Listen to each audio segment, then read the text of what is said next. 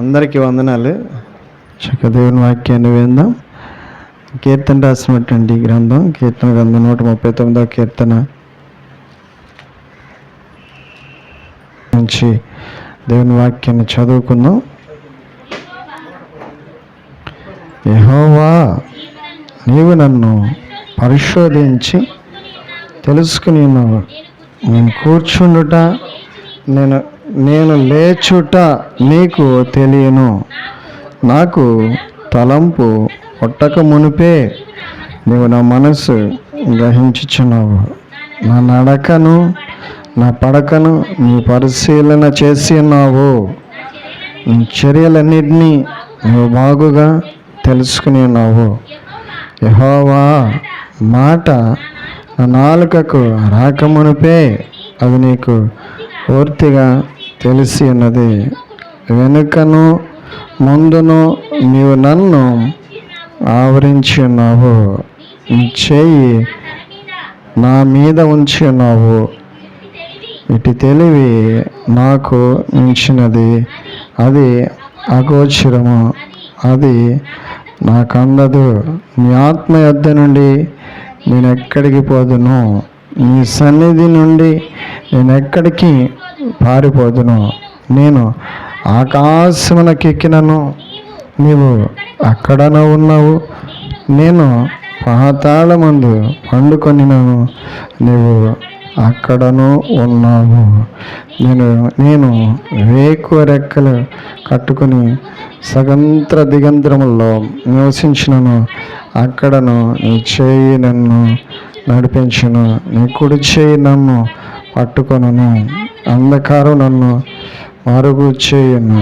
నాకు కలుగు వెలుగు రాత్రి వలె ఉండును అని నేను అనుకుని ఎడల చీకటి అయినను నీకు చీకటి కాకపోవును.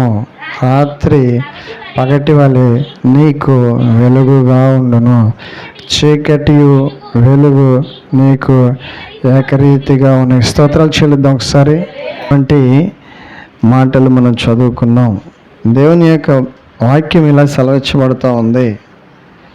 దేవుడు ప్రతి ఒక్కరిని కూడా పరిశీలిస్తూ ఉన్నాడని మరొకసారి మనందరితో సూటిగా మాట్లాడుతూ, మనందరితో కూడా దేవుడు మరొకసారి ఆయన మాటలు వినిపిస్తూ, ఆయన చూపు మన మీద ఉంది. ఆయన మనల్ని పరిశీలిస్తూ ఉన్నాడు. ఆయన మనల్ని విడిచిపెట్టలేదు. మనమందరం కూడా ఆయన చూడండి దగ్గరే ఉన్నాం. మరి కూర్చున్నా, నుంచున్నా, తలంపు వచ్చినా, మాట్లాడుతూ ఉన్నా, మరి మనం చేస్తున్నవన్నీ కూడా, జీవిత కాలంలో జరిగేవన్నీ కూడా ఆయన పరిశీలన చేస్తున్నాడు. పరిశీలిస్తున్నటువంటి సంగతిని దేవుడు మరొకసారి మనకెందుకు జ్ఞాపకం చేస్తూ ఉన్నాడు? ఎందుకు ఈ మాటలన్నీ కూడా మనం అందరం కూడా వినాలి అంటే, మన జీవితంలో జరిగే కార్యాలన్నిటినీ కూడా దేవుడు ఏం చేస్తాడంట? పరిశీలన చేస్తాడు. కూర్చున్నా, కనీసం ఎక్కడి నుంచి, నుంచున్నా, ఎక్కడన్నా, కూర్చున్నా, నుంచున్నా, పండుకున్నా, ఏం చేసినా, పోనీ నడుస్తూ ఉన్నా, ఏం చేస్తున్నా, నువ్వు నడుస్తూ ఉన్నా దేవుడు ఏం చేస్తున్నాడంట? నిన్ను పరిశీలన చేస్తున్నాడు. గమనించగలిగినట్లయితే దేవుని ప్రేమ మన మీద ఎంత మరి ప్రేమ ఆయన మన మీద చూపిస్తూ ఉన్నాడు. ఇంతగా మనల్ని ప్రేమించేవారు ఈ లోకంలో ఇంకా ఎవరైనా ఉన్నారా? ఎంతగా ప్రేమించేవాళ్ళు? ఎంత ప్రేమ ఎవరికైనా ఉందా మన మీద? ఆయన ప్రేమ అంతటినీ కూడా మనకి చూపించాడండి. ఆయన మన కోసం చూడండి ఏమీ మిగిల్చుకోలేదు. అన్నీ మన కోసం ఏం చేశాడు? ఆయన ధారపోసాడు. అన్నీ కూడా మన కోసం అర్పించాడు. ఏమీ మిగిల్చుకోకుండా అన్నీ మన కోసం అర్పించినటువంటి దేవుడు మరొక మారు మనతో ఇలాగ మాట్లాడుతూ ఆయన అంటున్నాడు, కూర్చున్నా, నుంచున్నా, నడుస్తున్నా, తలంచుకుంటున్నా, మాట్లాడుతూ ఉన్నా, జరిగే కార్యాలన్నిటిని కూడా ఆయన ఏం చేస్తానంటున్నాడు? పరిశీలన చేస్తానన్నాడు. ఎందుకు ఆయన పరిశీలన చేస్తున్నాడు? ఎందుకు మనల్ని అంతగా పరిశీలించాల్సినటువంటి పరిస్థితులు ఆయనకి ఎందుకంటే, గమనించినట్లయితే మరి మన హృదయంలో నుంచి వచ్చేవి, మన నోట్లో నుంచి వచ్చేవి, మన జీవితంలో జరిగించేవి దేవునికి వ్యతిరేకమైనవి చేస్తూ ఉన్నట్లయితే వాటి మూలంగా మనము శిక్షించబడతాం. గమనించినట్లయితే మరి కొందరి జీవితాలు బైబిల్లో మనం చూస్తున్నట్లయితే ఏదైనా తోటలో అవ్వ ఆదాములు వారు చేసినటువంటి పొరపాట్లు, వారు చేసినటువంటి పాపం వారి జీవితంలో వారికి ఏమీ లేకుండా చేసింది, సుఖం లేకుండా చేసింది. దేవుడు వారికి అప్పగించిన వాటిని అన్నిటిని విడిచిపెట్టి వాళ్ళు ఏం చేశారు? దేవుడు వాళ్ళకి ఏం అప్పగించాడు? వాళ్ళకి కావాల్సిన అన్నిటిని కూడా సిద్ధపరిచి, వాళ్ళకి కావాల్సిన వాటి అన్నిటిని కూడా వాళ్ళకి మరి అడగకోకుండా సిద్ధపరిచి వాళ్ళు క్షేమంగా ఉండాలని దేవుడు ఏర్పాటు చేస్తే, ఇక ఆ క్షేమాన్ని చూసుకుని దేవుణ్ణి స్తుతించడానికి బదులుగా ఏం చేశారు వాళ్ళు? దేవుడు ఏదైతే చేయకూడదు అన్నాడో దాన్ని చేశారు. క్షేమాన్ని దేవుడు మనకి ఇచ్చినప్పుడు దాన్ని చూసుకుని ఏం చేయాలి? మనం దేవుడిని స్తుతించాలి. అది మంచి లక్షణం. దేవుడు నీకు ఏ క్షేమాన్ని ఇచ్చాడు? దేవుడు ఏ క్షేమాన్ని మరి నువ్వు అనుభవించడానికి ఏర్పాటు చేశాడు? ఆ క్షేమాన్ని బట్టి నువ్వేం చేయగలుగుతున్నావు? దేవుణ్ణి స్తుతించగలుగుతున్నావా? ఆరాధించగలుగుతున్నావా? ఆ క్షేమాన్ని బట్టి దేవుణ్ణి ఇంకా వెంబడిస్తున్నావా? చూడండి, ఆ ఏదైనా తోటలో ఆ క్షేమాన్ని చూసుకుని దేవుణ్ణి స్తుతించడానికి బదులుగా ఏం చేశారు? చాటుగా తెలియకుండా ఏం చేయాలనుకున్నారు? చాటుగా చేశారా, నిరీదిగా చేశారా? పాపం ఎలా చేయాలి? పాపం ఒక వ్యక్తి చేయాలంటే ఎలా చేయాలి? నిరీదిగా చేస్తారా? పాపం చేయాల్సి వస్తే దానికి ఎన్ని రకాలైనటువంటి నాటకాలైనా వేయాల్సి వస్తుంది దాన్ని చెల్లించడానికి. మరి యాకోబును మనం చూస్తే, యాకోబు కానీ ఏమంటున్నాడు? నేను ఏసావుని అంటున్నాడు. ఏమంటున్నాడు? నాటకాలు వేస్తున్నాడు, మోసాలు చేస్తున్నాడు. ఎందుకు నాటకాలు? ఎందుకు మోసాలు? ఆ పాపము చూడండి, మరి అతనికి సుఖం వేస్తుందని, ఆ పాపపు జీవితం అతనికి ఏమొస్తుందని? సుఖం వస్తుందని నడక మార్చాడు, రూపము మార్చాడు, మాట మార్చాడు. అతడు అన్నీ మార్చగలిగి, అతడు నటించగలిగి దాని వలన పొందుకోవాలనుకున్నాడు. కానీ ఎవరు చూస్తున్నారు? ఎవరి కళ్ళు కప్పలేం. తండ్రి కళ్ళు కనిపించకపోవచ్చేమో కానీ, అతడు గుర్తుపట్టకపోవచ్చేమో కానీ, ఎవరు చూసింది? ఎవరు? దేవుడు చూస్తున్నాడండి. ఈరోజు మనల్ని అందరినీ కూడా ఆయన అదే చెప్తున్నాడు. తలంపులు నాకు తెలుసు, నడక నాకు తెలుసు, కూర్చుండటం నాకు తెలుసు, లేవటం నాకు తెలుసు, నువ్వు నడవటం నాకు తెలుసు. మరి ఈ విధానాన్ని అంతటినీ కూడా పరిశీలిస్తున్నటువంటి దేవుడు మనందరికీ కూడా ఒక మంచి వార్తను వినిపించాలని, ఒక మంచి మార్గంలో దేవుడు మనల్ని నడిపించాలని, ఆ ఆశీర్వాదాలన్నీ కూడా దేవుడు మనకి అందించాలని, ఈరోజు ఆ క్షేమాన్ని దేవుడు మనకి ఇవ్వాలని మరొకసారి మనతో దేవుడు మాట్లాడుతూ మన మీద ప్రేమ చూపించి ఆయన అంటున్నాడు, నేను నిన్ను చూశాను, పరిశీలన చేస్తూ ఉన్నాను. మరి మన లోపల నుంచి వచ్చేటటువంటి మాటలు, కొన్ని మాటలు మనం ఏం చేయలేం, గబుక్కున బయట పెట్టలేం. ఎందుకని? ఏమైనా అనుకుంటారు అని చెప్పేసి మనం లోపల ఏం చేస్తూ ఉంటాం? మాటల్ని దాచుకునే ప్రయత్నం చేస్తాం. దాచుకోం, ఏమైనా అనుకుంటారేమో, గబుక్కుని అనేస్తే, ముఖం మీద అనేస్తే బాధపడతారని చెప్పేసి ఏం చేస్తూ ఉంటాం? లోపల దాచేస్తాం. ఏమోలే, కళ్ళతో చూసాం, ఆల్రెడీ జరిగిందంతా కూడా అర్థమైంది. ఏం జరుగుతుందో, నీకు ఎంత అన్యాయం జరిగిందో నువ్వు కళ్ళారా చూస్తున్నావు. నీకు జరిగిన అన్యాయాన్ని బట్టి మాట్లాడాలన్నంత ఏమొస్తుంది? ఆవేశం వస్తుంది, కోపం వచ్చేస్తుంది, మాట్లాడాలి అనుకుంటాం. కానీ మళ్ళీ బాధపడతారేమోనని చెప్పేసి లోపల ఏం చేస్తాం, దిగమింగుకునే ప్రయత్నం.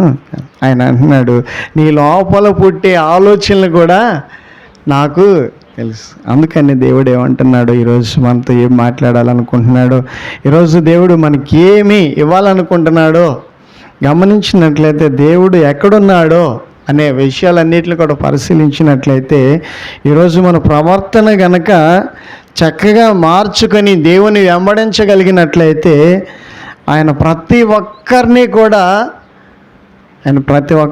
ఏం చేయడు, నిన్ను విడిచిపెట్టడు. ఆయన విడిచిపెట్టే దేవుడు కాదు. సృష్టించినటువంటి దేవుడు విడిచిపెట్టడానికి నిన్ను ఆయన సృష్టించలేదు. మరి ఏదేంలో ఉన్నటువంటి ఆదాము అవ్వను దేవుడు విడిచిపెట్టేశాడండి. వారు పాపం చేశారు, ఇక మీతో నాకు సంబంధం లేదని విడిచిపెట్టేశాడా? వాళ్ళని విడిచిపెట్టలేదండి. ఏం చేశాడు వాళ్ళని దేవుడు? వాళ్ళకి బాధ్యతలు ఏం అప్పగించాడుక? బ్రతకటం. ఇక మీరు బ్రతకటం అనేది మీరు సొంతంగా కష్టపడి బ్రతకాల్సిందే. ఇప్పటి వరకు ఎలా బ్రతికారు మీరు?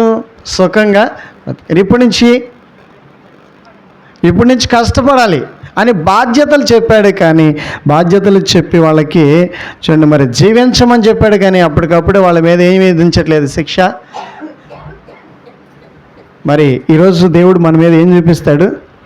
ప్రేమను చూపిస్తాడు. ఆయన ప్రేమను చూపించినప్పుడు మనం ఏం చేయాలి? ఆయన్ని స్తుతించాలి. ఆయన ప్రేమను చూపించినప్పుడు ఏం చేయాలి మనం?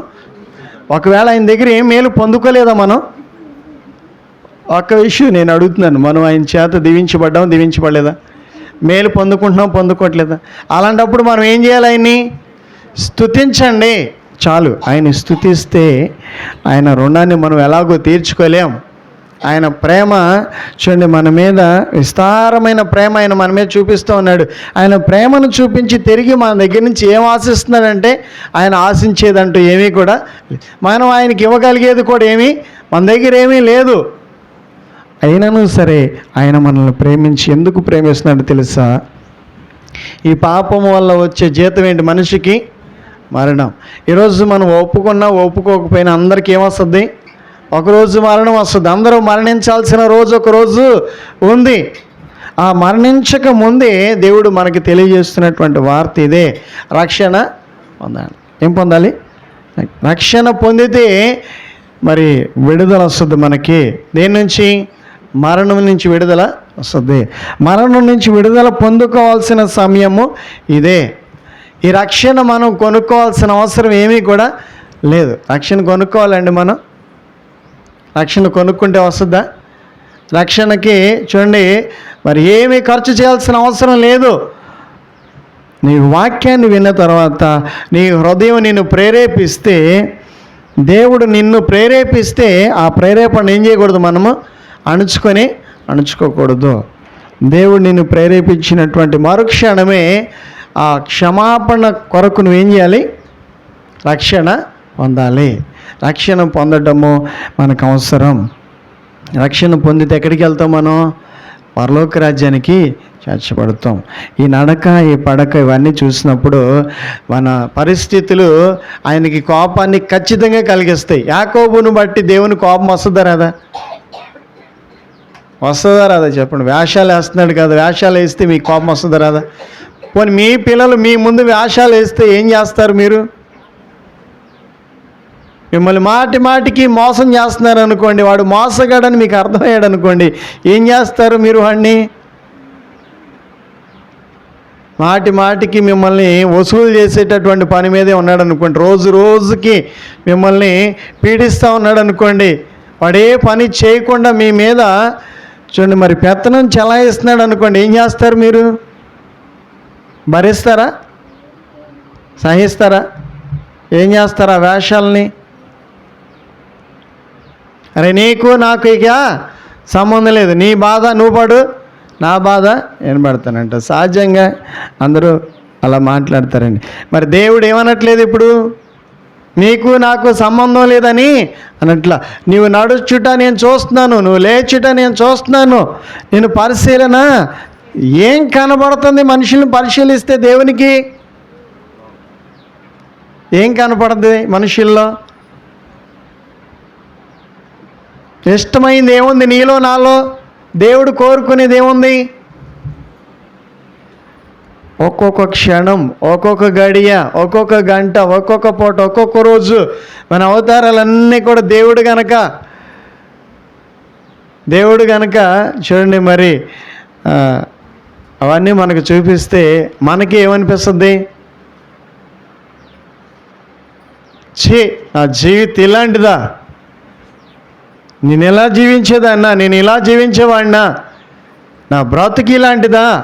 నేను ఇంత మాయ చేస్తున్నానా అని చెప్పేసి ఏం చేస్తాం? మన మొక్కాన్ని మనమే తల దించేసుకుంటాం. అయ్యో, నేను ఇంత దిగజారిపోయిన జీవితాన్ని జీవిస్తున్నానని చెప్పేసి తల ఎత్తుకోవడానికి కూడా మనకి ఉండదు, ధైర్యము ఉండదండి. అయినా సరే ఆయన ఏమంటున్నాడో తెలుసా? ఆయన ఇంకా ఏం చూపిస్తున్నాడో తెలుసా? మన మీద ప్రేమను చూపిస్తున్నాడు. చెడిపోయిన నడక, చెడిపోయిన ప్రవర్తన, చెడిపోయిన వ్యక్తి, చెడిపోయిన జీవితం, మరి అయినా సరే ఆయనకి ఎవరు కావాలి? ఇప్పుడు నువ్వే కావాలి. ఆయన మనల్ని చూస్తున్నాడు. మనల్ని చూసి ఆయన అవమానపరచడానికి కాదు పిలుస్తుంది. ఆయన ఎందుకు పిలుస్తున్నాడు ఈరోజు? తన కుమారులుగా చేసుకోడు, తన కుమార్తెలుగా చేసుకోడు, తన సంతానంగా చేసుకోవడానికి ఈరోజు ఆయన మన నిమిత్తము చూడండి వెల చెల్లించాడు. ఆయన వెల చెల్లించాడు కాబట్టి ఈరోజు మనందరికీ ఏమొస్తుంది? ఆయన దగ్గరికి వస్తే విడుదల వస్తుంది. ఈ నడక చెడిపోయినోడకి విడుదల రావాలంటే మరి వస్తుందా విడుదల? యేసయ్య దగ్గరికి ఎప్పుడైతే వస్తామో, యేసయ్యని ఎప్పుడైతే బ్రతిమలాడుకుంటామో, పశ్చాత్తాపడతామో. జక్కయ్య ఏం చెడిపోయింది? ఆయన జీవితము చెడిపోయింది. చెడిపోయినటువంటి వ్యక్తి యేసయ్యని బ్రతిమలాడుకోవటం వల్ల, యేసయ్య దగ్గర పశ్చాత్తాపడడం వల్ల ఏమొచ్చింది? ఆయనకి రక్షణ వచ్చింది. ఈరోజు మరి నడక దేవుడు చూస్తున్నాడు అనేదానికి,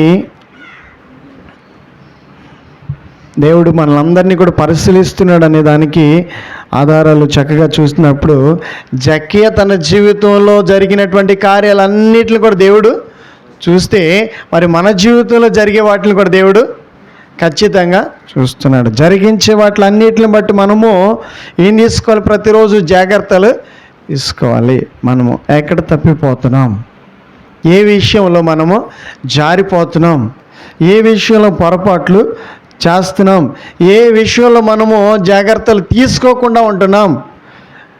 మరి ఆలోచన ఖచ్చితంగా మనం అందరము చేయటం మంచిది. ఆలోచించినట్లయితే ఈరోజు మనం ఆశీర్వదింపబడతాం. ఆలోచన చేయకపోతే మనం ఎప్పటికీ కూడా ఆశీర్వాదాన్ని పొందుకోలేం. ఈరోజు ఆశీర్వదింపబడాలని ఎంతమందికి ఉంది ఆశ? అందరికీ ఏం కావాలి? దేవుని దగ్గర నుంచి ఆశీర్వాదం కావాలి. ఆశీర్వాదాన్ని దేవుడు మనకి ఇవ్వాలా వద్దా? ఇవ్వాలి. ఆశీర్వాదం ఎవరికి ఇస్తాడు దేవుడు? ఎవరికి ఇస్తాడండి ఆశీర్వాదం? వేషాలు వేసే వాళ్ళకి ఆశీర్వాదాన్ని ఇస్తాడా? నన్ను ఆశీర్వదించు తండ్రి అని ఇసాకు దగ్గరికి వెళ్తే అంతటితో అతని పని అయిపోయిందా? అవలేదండి. 20 సంవత్సరాలు ఏమయ్యాడు? మళ్ళీ 20 సంవత్సరాల కాలము చూడండి, ఒక బానిసగా మేనమామ గారి దగ్గర, ఎవరి దగ్గర? పశువుల కాపరిగా ఎండకు ఎండి మంచుకు తడిచానని చెప్తాడు. సుఖం అంటూ ఎరగని జీవితాన్ని జీవించాడు. అతడు ఏం కోరుకున్నాడు? ఆశీర్వాదాన్ని కోరుకున్నాడు. వచ్చింది ఆశీర్వాదం. ఎప్పుడు ఆశీర్వాదం వచ్చింది? వేషాలు వేయటం మానేశాక. వేషాలు వేస్తూ, నాటకాలు ఆడుతూ, బ్రతుకు మారకుండా, జీవితం మారకుండా, ఎంత వాక్యాన్ని విన్నా పశ్చాత్తాపం లేకుండా కఠినీయులుగా ఉంటూ మూర్ఖంగా జీవిస్తూ ఉన్నట్లయితే ఎంతకాలం మార్పు లేకుండా ఉన్నా దేవుడు కూడా మనల్ని కనికరించు. ఈరోజు అనుకూల సమయం.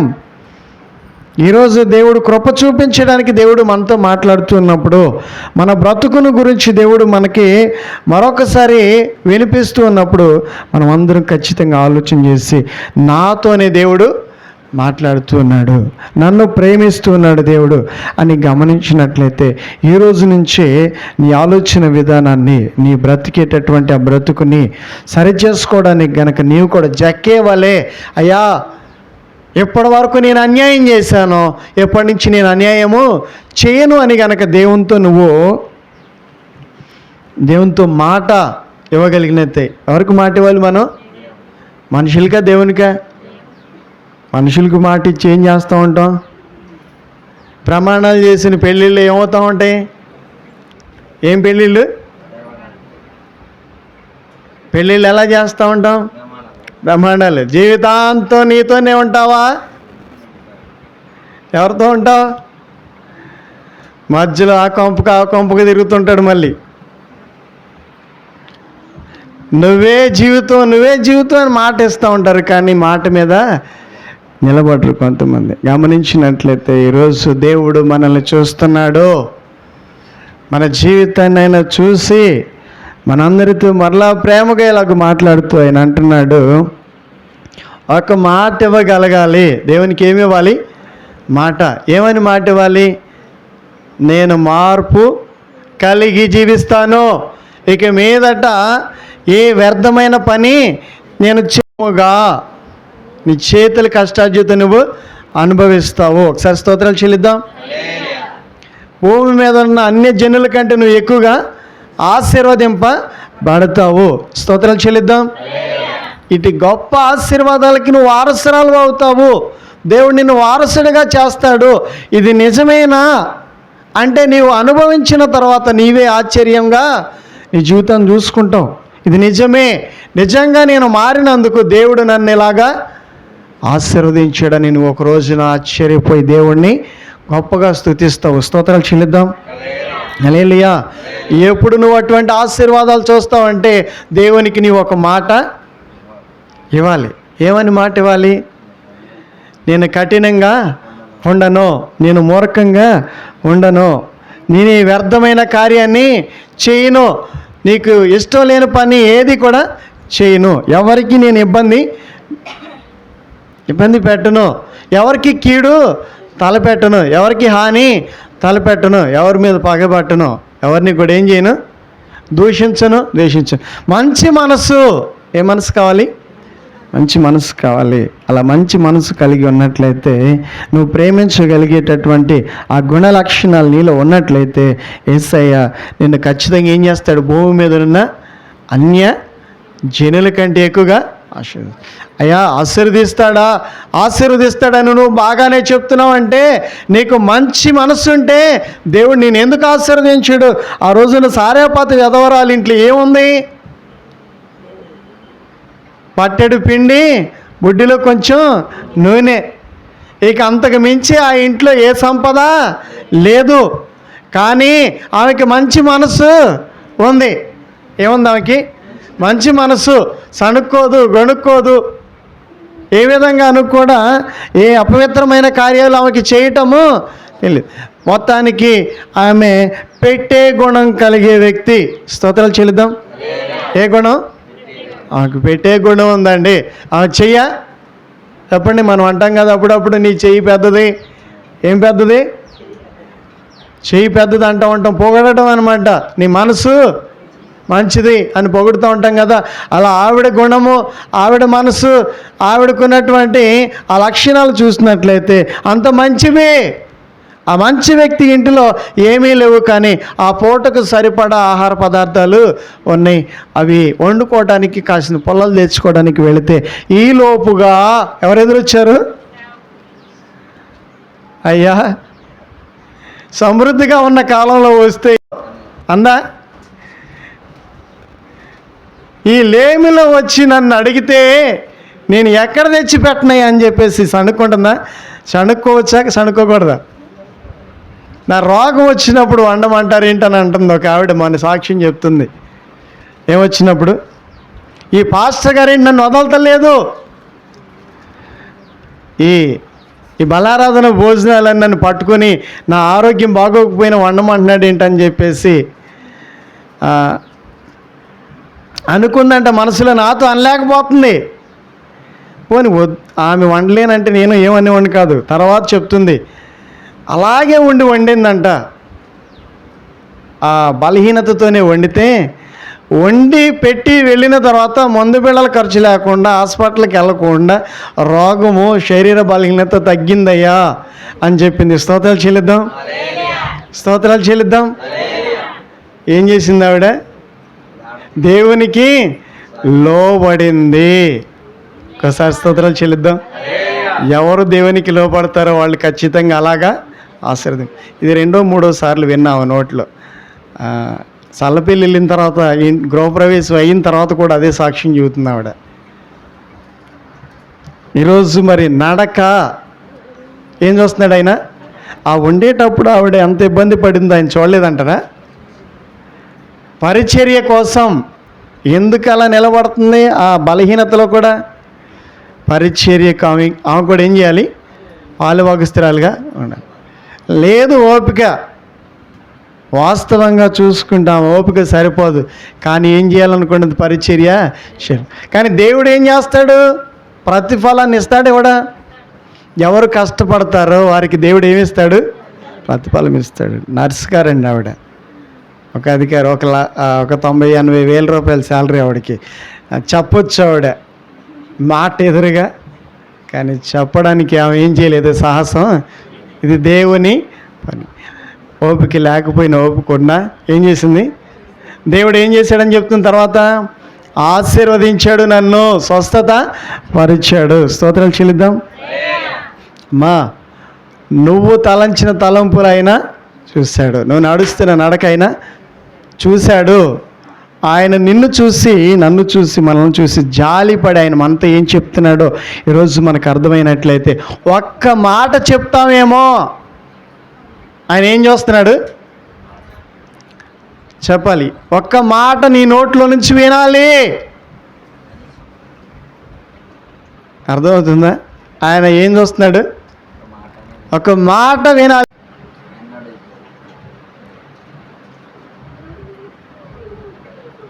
నీకు లోబడతాను యేసయ్యా. ఏ మాట? అదే కదండి గొప్ప సాక్ష్యాన్ని ఆవిడ చెప్తుంది. ఏమని చెప్పిందో తెలుసా? లోబడ్డాను కాబట్టి స్వస్థత, పంచిపెట్టింది కాబట్టి సారేపతి వెదరాలకి ఏమొచ్చింది? సమృద్ధి. స్తోత్రాలు చెల్లిద్దాం. ఈరోజు దేవుని కోసం నువ్వు ఏది చేయగలుగుతావో అది చిన్నదైనా పెద్దదైనా తిరిగి మరలా ఏమవుతాం? మనం పొందుకుంటాం.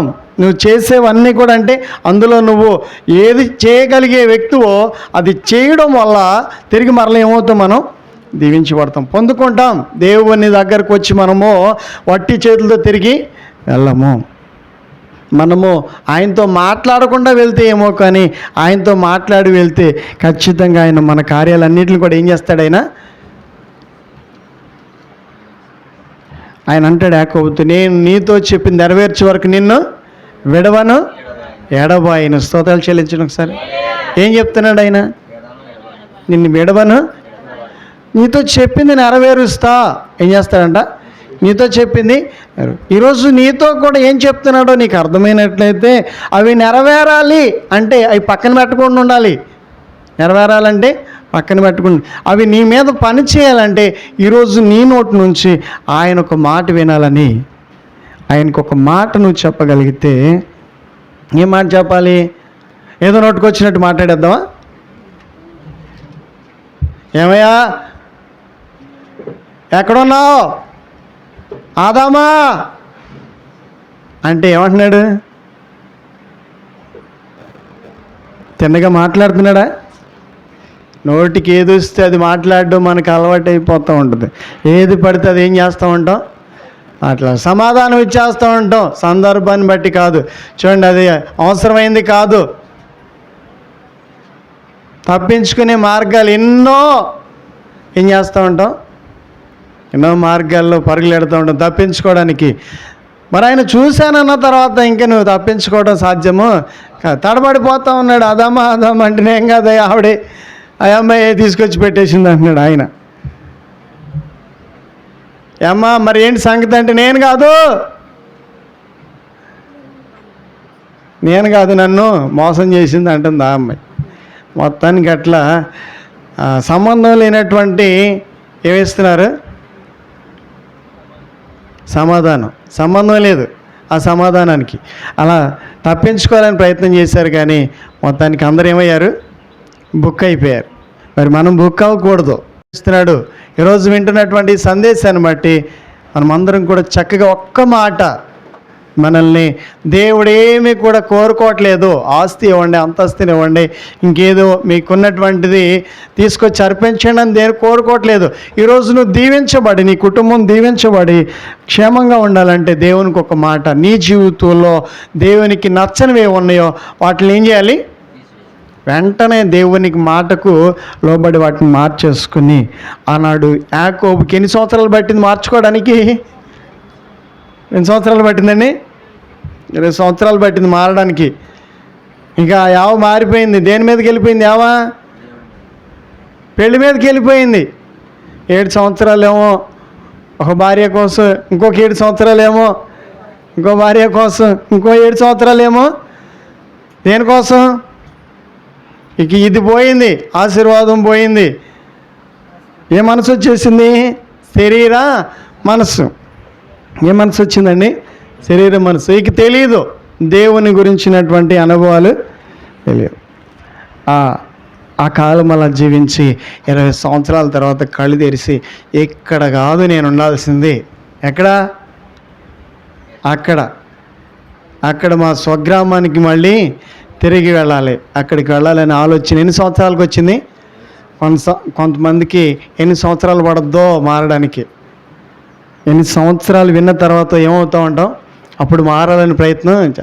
ఈరోజు అన్ని సంవత్సరాలు చూడండి, మరి యాకోబుకు పట్టినట్లుగా మనకు కూడా అన్ని సంవత్సరాలు పట్టకూడదు. వాక్యాన్ని విని వెళ్ళిపోవటం కాదు, ఈరోజు వాక్యాన్ని వినటం నేర్చుకోవటం కాదు, వాక్యాన్ని విన్న తర్వాత మనం చేయవలసినటువంటి పనులు దేవుడు మన ముందు ఉంచినప్పుడు వాటిని మన జీవితంలో నెరవేర్చడం కనుక ప్రారంభిస్తే చూడండి, మరి దేవుడు మన జీవితంలో కూడా మాట ఇచ్చి ఏం చేస్తాడు? వాటిని నెరవేరుస్తాడు. ఈరోజు మనం దీవించబడడం ఖాయం. మనం దీవించబడాలి అంటే ఇదే సమయం. ఈ దీవించబడాల్సినటువంటి సమయంలో ఈ దీవెన గురించినటువంటి అనుభవం, ఈ సందేశాన్ని వింటూ ఉన్నప్పుడు ఆయన మనకు సూటిగా సెలవిస్తున్నటువంటి మాట ఒకటే, నువ్వు నడుచుట, నువ్వు లేచుట. చెప్పండి, నువ్వు పండుకొనుట, నువ్వు ఆలోచించుట, అన్నీ కూడా నేను పరిశీలన. అందులో ఆయనకి నచ్చినవి ఏమైనా ఉన్నాయా అర్థమైపోద్ది. ఆ రోజు ఎలీషా గారి దగ్గరికి వచ్చి గెహాజీ అంటాడు, ఎక్కడికి వెళ్ళావు నాయనా అంటే ఎలా సమాధానం ఇస్తున్నాడు? గెహాజీ ఎక్కడికి వెళ్ళావు అంటే ఏం చెప్తున్నాడు? నేను ఎక్కడికి తీసుకుందాం. పరిశుద్ధుడా, ప్రేమ కలిగిన మా తండ్రి యేసయ్య, మీకు వందనాలు. మమ్మల్ని అందరినీ కూడా చూస్తున్నావు అని మాతో మాట్లాడావు. నిజంగా మాలో ఏ మంచి కనిపించకపోయినా మమ్మల్ని ప్రేమిస్తున్నావు. నిజంగా నీ వలె ప్రేమించే వాళ్ళు ఎవరు లేరు తండ్రి. ఈ వాక్యాన్ని వినిన వారందరినీ కూడా ఓదార్చినందుకు, ధైర్యపరిచినందుకు, ఇదిగో ప్రభువా నీకు మాటిస్తూ నేను ఇలా ఉంటాను ప్రభువా, నీ మాట వింటాను, నీకు లోబడతానని ప్రార్థిస్తున్న ప్రతి బిడ్డలను కూడా దీవించమని, ఆశీర్వదించమని యేసు నామములో ప్రార్థిస్తున్న తండ్రి, ఆమేన్.